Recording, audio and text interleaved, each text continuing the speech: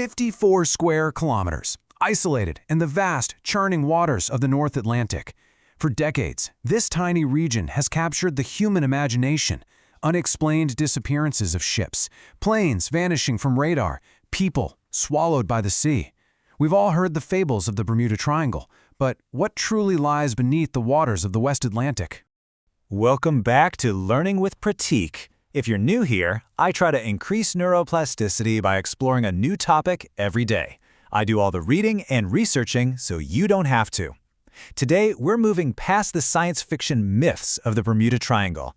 Instead, in today's explainer, we're looking at this island's true 400-year history. And as you'll see, reality is infinitely more fascinating, complex, and significant than the legends would ever have you believe. Let's dive in. Section 1. Beyond the famous triangle. It's time we calmly pivot away from the ideas of extraterrestrials, alternate dimensions, or Atlantean vortices. We really need to look at the grounded, physical reality of this isolated maritime region. Just look at the official stance from the U.S. Navy and the U.S. Coast Guard. They state it unequivocally, quote, "There are no supernatural explanations for disasters at sea." Their extensive operational experience across centuries tells us that human fallibility, when inevitably combined with extreme, unforgiving natural forces, routinely outdoes even the wildest science fiction. So what are the actual environmental realities here? Well, they build a pretty solid scientific explanation for these historic disappearances. First off, the majority of Atlantic tropical storms and hurricanes pass right through this incredibly narrow corridor. Then you've got the Gulf Stream. Think of it almost like a volatile, high-speed river running right through the ocean, causing rapid, violently unpredictable changes in weather that can swamp a vessel in literally minutes. Add to that the treacherous, shallow reefs surrounding these islands, reefs that have quietly shredded wooden hulls for hundreds of years. Finally, there's actually documented scientific evidence of occasional magnetic compass anomalies in the area, which severely confused early navigators. The crucial takeaway here? Bad weather, hidden reefs, and navigational confusion are a deadly reality. Absolutely no supernatural intervention required. Section 2. Born from a shipwreck. You know, the incredible irony of the Bermuda Triangle myth is that the entirely true origin story of Bermuda itself was birthed from the exact kind of maritime disaster we just demystified. To really understand this, we need a bit of geographic context. Bermuda is not some massive, sprawling landmass. It's a tiny, incredibly isolated archipelago, made up of 181 islands, totaling just 54 square kilometers. It sits entirely alone in the vast North Atlantic. In fact, the absolute closest land is the U.S. state of North Carolina, over 1,000 kilometers away. And this timeline perfectly illustrates how isolation and absolute disaster inadvertently forged a colony. In 1609, an English flagship called the Sea Venture got caught in a brutal, multi-day hurricane. To prevent their severely damaged ship from sinking into the dark depths, the crew made a desperate, calculated decision. They deliberately steered it right onto Bermuda's surrounding reefs. Miraculously, all the passengers survived the wreck. Just 3 years later, in 1612, leveraging this accidental discovery, the town of St. George's was officially settled by the Virginia Company. By 1615, administration successfully passed to the Somers Isles Company. And eventually, in 1684, Bermuda fully transitioned into an English crown colony. It is, quite literally, a modern society born from a shipwreck. Section 3. Ships, spies, and fortresses.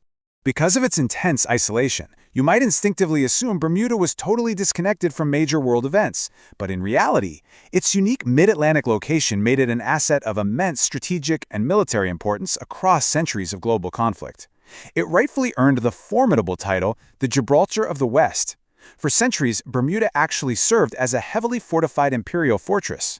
Before the era of massive modern naval bases, the young colony relied heavily on its incredibly fast, agile merchant shipping fleet.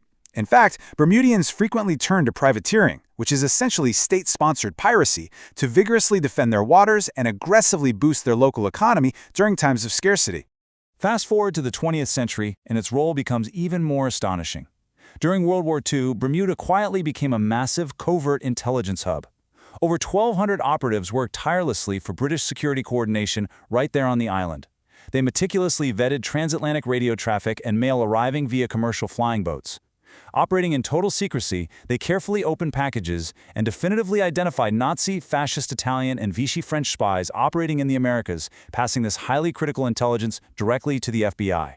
They even managed to intercept German enigma codes, forwarding that raw data directly to the legendary codebreakers of Bletchley Park. Section 4. Rhythm, Rebellion, and Gombeys. Beyond the concrete military outposts and the espionage, there is a deep, highly resilient cultural history here. We have to address the stark era of slavery on the island and the remarkable traditions of survival and resilience that emerge from it. Central to this enduring cultural identity is the Gombe. The word itself is believed to derive closely from African or Caribbean terms for rhythm or drum.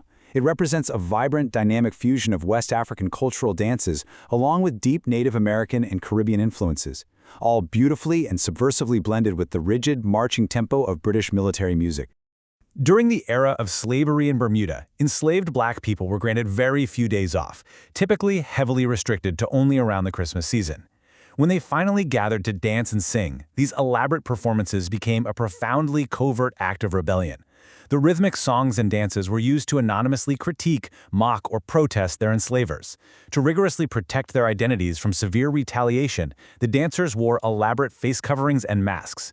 Because of the bold, uncontainable, and rebellious nature of these large gatherings, British colonial authorities historically restricted the practice, constantly harboring a deep fear of an organized uprising.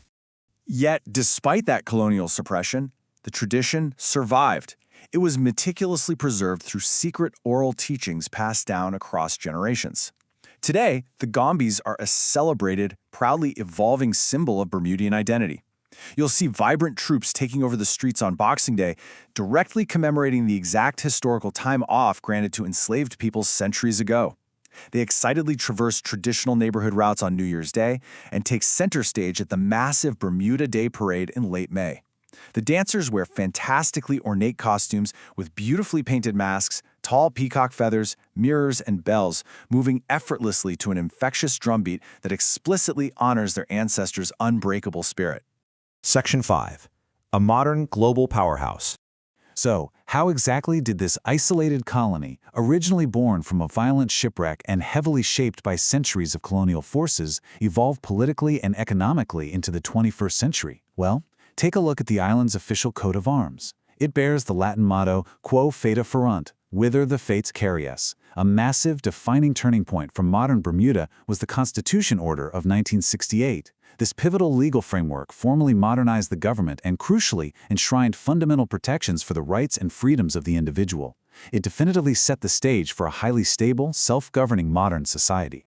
And that profound political stability directly paved the way for a staggering economic reality. When most people think of Bermuda today, they picture pink sand beaches, luxury resorts, and massive cruise ships. But notice the immense disparity in these economic figures. Tourism actually accounts for a remarkably small 5% of the island's GDP. A massive, overwhelming 85% of Bermuda's entire economy today is completely driven by sophisticated international banking and financial services. It's pretty wild to think about. You see, Bermuda efficiently operates as a highly sophisticated offshore financial center. Historically, it levied absolutely no personal or corporate income tax. This minimal direct taxation framework made it a highly utilized, totally legal tax avoidance location for some of the world's largest multinational corporations. As a prominent example, Google historically shifted over $10 billion in revenue to its Bermuda subsidiary to legally reduce its global tax liabilities. Now, the global financial landscape is rapidly shifting, with a corporate income tax finally being introduced for massive multinationals in 2025. But this sprawling financial sector firmly remains the absolute bedrock of Bermuda's modern economic existence. We started this journey with sensationalized myths of supernatural disappearances, but the grounded reality is an epic story of shipwrecks, high-stakes covert World War II spies, the profound and enduring resilience of the Gombe dancers, and a tiny, isolated island that quietly became a dominant pillar of global finance. Is Bermuda's true legacy more fascinating than the myths we've been told? Let me know your thoughts in the comments below, especially if you have something particular in mind. Thanks for watching. Tomorrow, we open a different page. Until then, Pratik, out.